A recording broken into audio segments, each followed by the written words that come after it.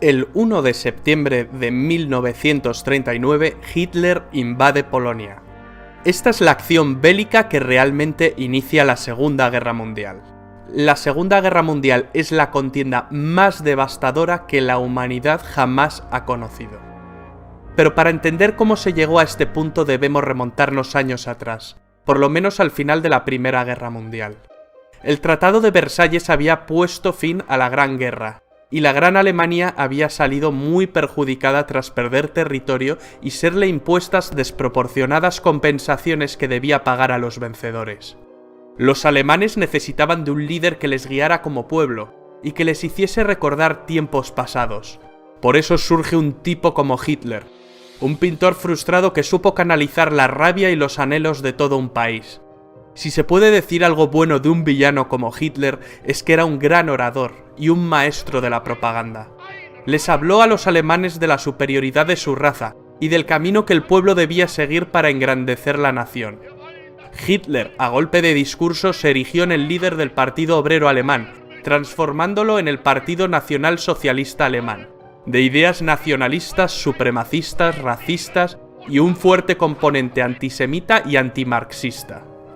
En 1923, Hitler acabó en la cárcel tras un fallido golpe de Estado. En su encierro aprovechó para escribir el Mein Kampf, Mi lucha, libro desquiciado de escasa calidad literaria que acabaría siendo el evangelio del nazismo. Tras su encierro, Hitler volvió a la palestra política y acabaría ganando en 1932 unas elecciones con mayoría simple para alzarse como canciller de los alemanes al año siguiente. Nace el Tercer Reich, el tercer gran imperio alemán, en una coyuntura de crisis económica a nivel mundial. Rápidamente, bajo una apariencia de legalidad, Hitler establece un régimen totalitario liquidando las instituciones democráticas de la República de Weimar, mediante una ley habilitante. Se arresta a los diputados del Partido Comunista de Alemania y se los confina en campos de concentración. La persecución de los judíos por parte del nazismo se convierte en una política activa. El Führer hizo caso omiso de las obligaciones que para Alemania señalaba el Tratado de Versalles, creando un fuerte estado militar, con tímidas protestas de Francia e Inglaterra. En el año 1938 empezó a poner en práctica su política de expansión territorial, incorporando a Austria entre sus dominios. Ese mismo año, Hitler amenazó con desencadenar una guerra europea, a menos que los Sudetes, una zona fronteriza de Checoslovaquia con una mayoría de etnia alemana, fueran cedidos a Alemania. Para resolver el asunto se sentaron a hablar en Múnich alemanes, franceses, ingleses e italianos. A los checoslovacos ni les invitaron. El primer ministro británico Chamberlain y su homólogo francés, en un acto de tibieza y cobardía, ceden con tal de que la sangre no llegue al río. Mal calculado. Al año siguiente Hitler incumple su palabra y ocupa el resto de Checoslovaquia. Churchill criticó duramente a Chamberlain con la frase «Hemos preferido el deshonor a la guerra, tendremos el deshonor y también la guerra». Y así fue. Para construir un gran imperio, los planes de Hitler pasaban por la anexión de Polonia. Polonia era un país surgido del Tratado de Versalles. Sus tierras antes habían pertenecido a Alemania, a Austria y a Rusia. A los polacos se les había concedido una franja de tierra para que el país tuviese una salida al mar Báltico a través del corredor de Danzig, partiendo Alemania en dos. Agosto de 1939. El comunista Stalin y el anticomunista Hitler, dos líderes totalitarios, sorprenden a medio mundo con el pacto Ribbentrop-Molotov, un tratado germano-soviético de no agresión. Dos enemigos irreconciliables firmaron no atacarse. 9 días después del pacto, Hitler invade la parte occidental de Polonia y 3 semanas después, los soviéticos se encontraban invadiendo la parte oriental. La invasión de Polonia hizo que por fin Inglaterra y Francia le declararan la guerra a Alemania. Alemania se tomó una pausa para reagrupar filas, mientras británicos y franceses se mantuvieron a la defensiva. Los periodistas llamaron a este periodo la Guerra de Broma. Los ingleses mandaron tropas a Francia para frenar a los alemanes, la Fuerza Expedicionaria Británica.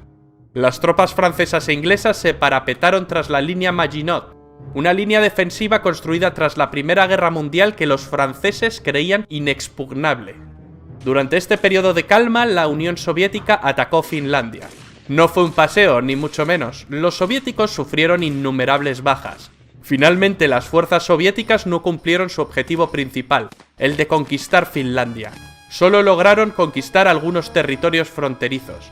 Hitler pensó que el Ejército Rojo era un ejército débil formado por infrahombres. El Führer, muy crecido por sus avances anexionistas y ante la pasividad de buena parte de los líderes europeos, mueve ficha constantemente. Ocupa Dinamarca y Noruega. Los alemanes finalmente acabaron con la guerra de broma en mayo de 1940, tras atacar simultáneamente Luxemburgo, Bélgica, Países Bajos y Francia. El método es el anteriormente utilizado en Polonia, la Blitzkrieg o Guerra Relámpago. Consiguieron meter sus tanques Panzer por un lugar que se pensaba impenetrable para un ejército mecanizado moderno.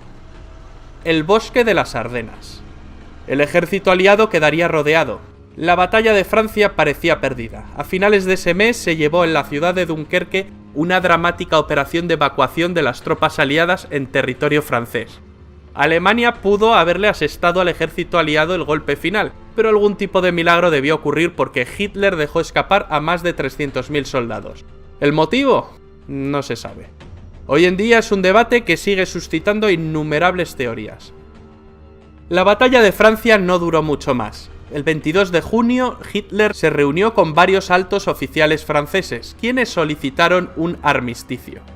Hitler seleccionó el mismo lugar y el mismo vagón de tren donde se firmó el armisticio con Alemania en la Primera Guerra Mundial. Esta vez se invertían las tornas, y Alemania ocupa el asiento del bando vencedor.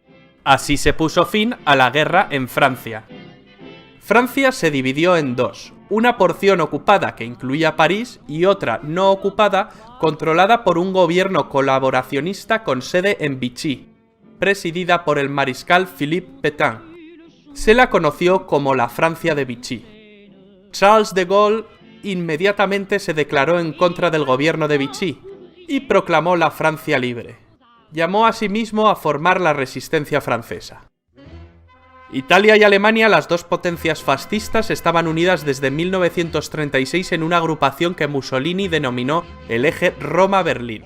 Mussolini, el líder del partido fascista italiano, viendo la facilidad con la que Hitler conquista países, siente que ha elegido el bando ganador. Se ha apropiado de Albania y se ha sumado a los alemanes declarándole la guerra a Francia e Inglaterra.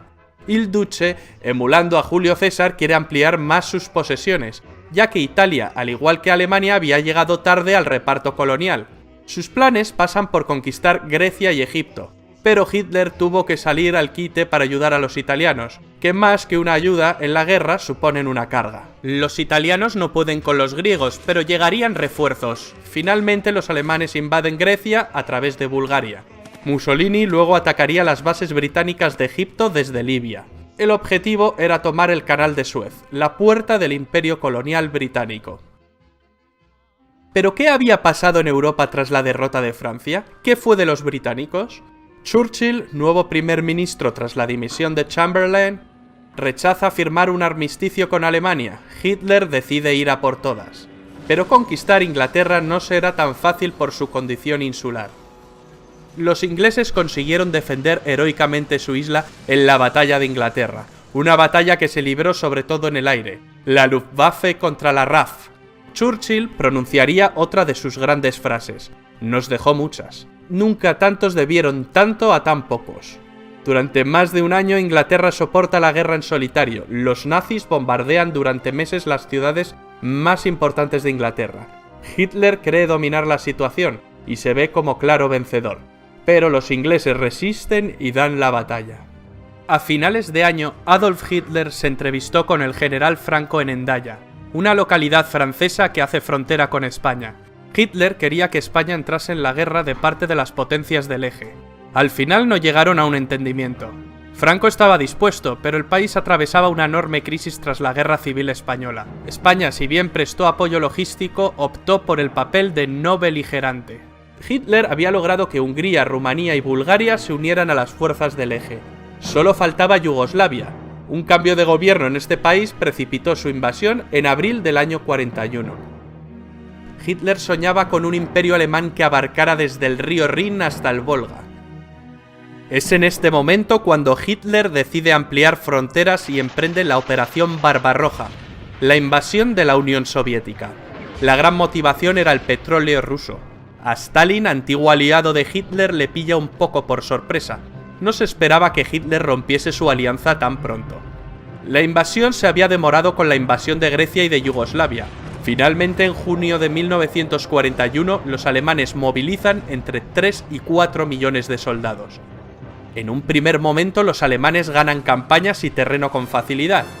En un mes, Bielorrusia y las repúblicas bálticas previamente ocupadas por la URSS estaban en manos alemanas. Hitler calculó que pocos meses de campaña bastarían para tomar Moscú, pero el crudo invierno llegó, y los ejércitos de Hitler se quedaron a las puertas. Lo mismo le ocurrió a Napoleón en su día. El eje Roma-Berlín se había ampliado en 1939 con la unión de Japón.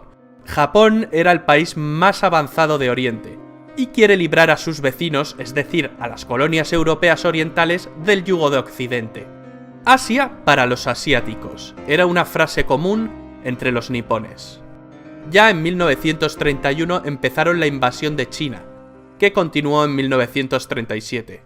Cuando Alemania ocupó Francia, Japón tomó el control de la Indochina francesa. Sobrevino un bloqueo comercial y un embargo de petróleo por parte del gobierno de Estados Unidos presidido por Roosevelt. La única salida que le quedaba a Japón era retroceder o ir a la guerra.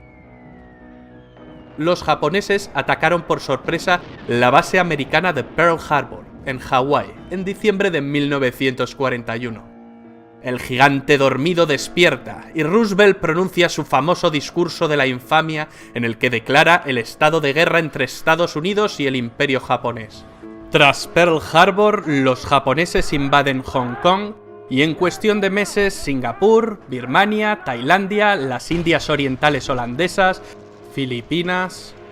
Una especie de tsunami o guerra relámpago a la japonesa. La bandera del sol naciente ondea sobre el Pacífico. Y Hitler va y le declara la guerra a Estados Unidos. Con esto firma su sentencia de muerte definitiva. La derrota es solo cuestión de tiempo. Una batalla naval empieza a librarse en el Pacífico. En el Atlántico la batalla se venía librando desde el principio de la guerra. En este escenario, los U-Boot alemanes hunden una cantidad enorme de barcos aliados. La mayoría barcos de abastecimiento. Para evitar la sangría, el papel de la inteligencia aliada fue clave, concretamente con el desciframiento de la máquina Enigma usada por los nazis. Algunos expertos señalan que la guerra se acortó 2 años por este motivo. En el Pacífico, en 1942, los americanos consiguen vengarse de Pearl Harbor 6 meses después, concretamente en la batalla del Midway, un duro revés para los japoneses, donde pierden 4 portaaviones. Las tornas se habían empezado a invertir. En Europa, Churchill aprueba bombardeos masivos sobre la población civil alemana.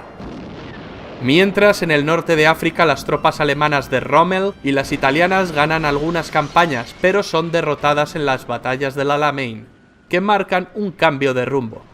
Los alemanes no consiguen llegar al Canal de Suez, y con ello el plan de Tenaza de ir a por las reservas de petróleo de Oriente Medio se desvanece. Los alemanes también planean conquistar los campos petrolíferos del Cáucaso. Es entonces cuando Hitler decide dividir sus fuerzas e ir a por Stalingrado, con el objeto de asestarle un golpe moral a Stalin, pues era la ciudad que llevaba su nombre. Mala jugada por parte del Führer. Aunque los alemanes conquistan buena parte del Cáucaso, sus tropas acaban retirándose, ya que su mirada estaba fija en Stalingrado. A principios de 1943, los alemanes se rinden tras la larga batalla de Stalingrado, la más sangrienta de la historia de la humanidad. La grave derrota de la Alemania nazi y sus aliados en esta ciudad significó un verdadero punto de inflexión, y fue decisiva en los resultados finales de la guerra. A partir de aquí, los alemanes ceden constantemente terreno a los rusos. En julio de ese año, los alemanes no consiguen frenar al ejército rojo en la batalla de Kursk, la mayor batalla de tanques de la historia. Ese mismo mes los aliados bombardean Roma, lo que provoca gran desmotivación en los italianos. Estaban convencidos de que los aliados nunca bombardearían la ciudad santa. Además saben que están perdiendo la guerra. Terminarían por renegar de sus antiguos aliados. Al poco tiempo deponen a Mussolini y lo arrestan. Duro revés para los alemanes, los italianos les han traicionado. El 4 de junio de 1944 los aliados llegaron a Roma y la liberaron. El 6 de junio un enorme contingente de tropas aliadas desembarcó en las playas de Normandía. Los alemanes, que ya retrocedían por el este, empiezan a retroceder por el oeste. El avance aliado es incontenible. No tardan en llegar a París. Cuando los aliados cruzan la frontera germana, los alemanes lanzan una desesperada ofensiva en las Ardenas, que no surte efecto. En el Pacífico las tropas niponas se desvanecen. Las acciones de los kamikazes solo retrasan la ofensiva estadounidense. En enero de 1945, el Ejército Rojo llega al campo de concentración de Auschwitz, Polonia, y libera a miles de prisioneros. La opinión pública empieza a conocer los horrores del Holocausto judío y su verdadero alcance. Más de 6 millones de judíos fueron asesinados por el régimen nazi. En febrero los aliados realizan el bombardeo de Dresde, uno de los mayores bombardeos sobre población civil de toda la guerra, resultando destruida casi toda la ciudad. En abril los rusos llegaron a Berlín y ganan la última batalla europea. Ese mismo mes se suceden el fusilamiento de Mussolini y el suicidio de Hitler. Finalmente la Alemania nazi se rinde incondicionalmente ante los aliados. Termina la Segunda Guerra Mundial en Europa. Pero la guerra continúa en algunas zonas de Asia y Japón. Hicieron falta 2 bombas atómicas sobre Hiroshima y Nagasaki en agosto para rendir al incansable ejército del emperador Hirohito.